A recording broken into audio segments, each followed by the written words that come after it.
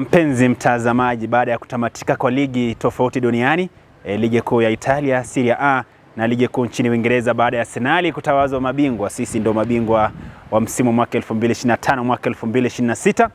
Sasa tunageuzia macho mechi za kombe la dunia mwaka 2026, mechi ambazo zitakuwa zinafanyika kule Canada, Mexico na Marekani.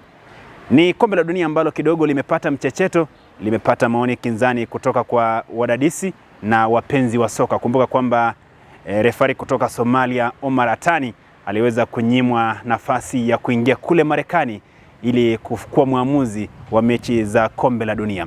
Hayo kando, tutakuwa tunaangazia wachezaji bora kama Lionel Messi, Cristiano Ronaldo, Jude Bellingham, ya wachezaji ambao watakuwa wanayapamba mashindano haya ya kombe la dunia mwaka 2026. Kumbuka siku ya ufunguzi kutakuwa na mechi kadhaa. Itakuwa mechi moja tu, mechi ya Afrika Kusini dhidi ya Mexico, na baadhi ya Waafrika tayari wanasema kwamba wako nyuma ya Mexico. Mechi ya pili watakuwa wanacheza South Korea dhidi ya Czech Republic. Mpenzi mtazamaji, ungana nami kwa sababu nitakuwa na kuchambulia kila siku matokeo haya, jinsi yatakavyokuwa yanajiri, matokeo, nani anacheza vipi.